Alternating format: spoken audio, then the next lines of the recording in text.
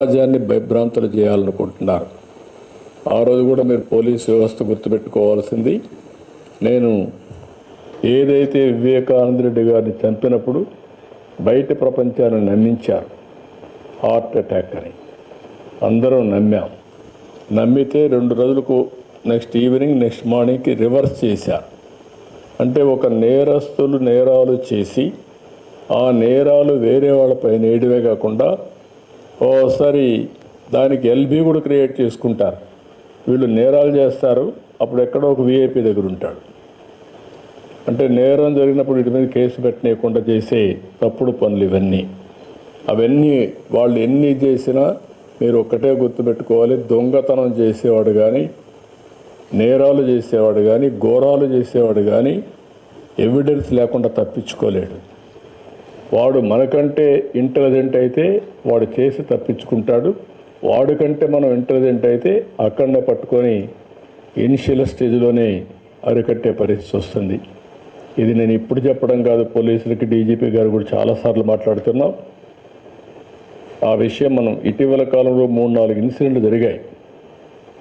బంగారుపల్లిలో ఒక ఇన్సిడెంట్ జరిగింది.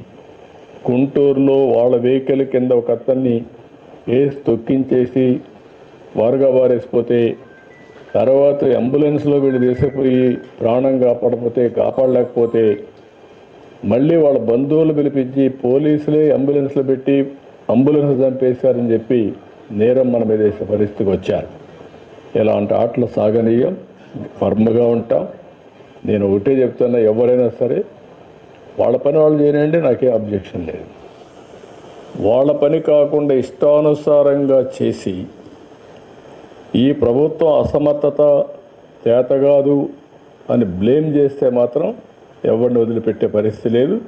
పోలీసులు డ్యూటీ పోలీసులు చేస్తారు. ఎవరైనా సరే ఒక పద్ధతి ప్రకారం ఉండాల్సిన అవసరం ఉందని చెప్పి కూడా మరొక్కసారి పోలీసులందరికీ విజ్ఞప్తి, రాష్ట్రం మొత్తం పోలీసు వ్యవస్థకే విజ్ఞప్తి చేస్తున్నాను.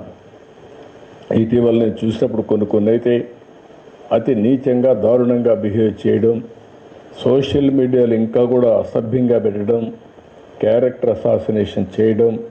నేను ఒకే మాట చెప్పాను, ఎన్డీఏ పార్ట్నర్స్ ఎవరు కూడా పెట్టాం. నేను ఎవరన్నా ఎన్డీఏ పార్ట్నర్స్ పెట్టుడు నాకు అది ఆమోదయోగ్యం కాదు. ఏదైనా సరే సోషల్ మీడియాలో పెట్టడం, లేకుంటే రౌడీజం చేయడం, లేకుంటే హత్యలు చేయడం ఎవరిని నేను యాక్సెప్ట్ చేయను. అదే సమయంలో తప్పు చేసిన వాడు మాత్రం తప్పించుకోలేడు. ఈ విషయం కూడా వీళ్ళు గుర్తుపెట్టుకోవాల్సిన అవసరం ఉంది. అదే మరి general law and order maintain చేయడం పెద్ద కష్టం కాదు. మనకు మెర్సిలెస్గా ఉంటాం. రాజకీయ ముసుగులో ఉండి నేరాలు చేస్తే మాత్రం అది ఎట్టి పరిస్థితుల్లో యాక్సెప్ట్ చేయమని చెప్పి కూడా నేను మీకు తెలియజేస్తున్నా. ఈ విషయంలో పోలీస్ వ్యవస్థ గట్టిగా ఉండాలి, మెసేజ్ కరెక్ట్గా ఉండాలి. అదే మరి నేరం జరిగిన తర్వాత మనం వ్యవహరించే తీరు చాలా ఇంపార్టెంట్. ఒక 4-5 కేసుల్లో గట్టిగా ఉన్నాము అనే పరిస్థితి వస్తే రాష్ట్రం మొత్తం సెట్ అవుతారు. ఒకప్పుడు దేవాలయాలపైన దాడులు, ఎక్కడికక్కడ గందరగోళం, దొంగతనాలు ఇవన్నీ పోయినాయి. ఎవడన్నా చేస్తే ఇమ్మీడియట్గా పట్టుకోగలుగుతున్నాం. దానిపైన మనం గట్టిగా యాక్షన్ కూడా తీసుకునే పరిస్థితికి వచ్చాం. ఇప్పుడు వైకుంఠ ఏకాదశి పర్వదినం ఇంకా 10 రోజులు ఉంటుంది. హెవీ క్రౌడ్స్ కూడా ఉంటాయి.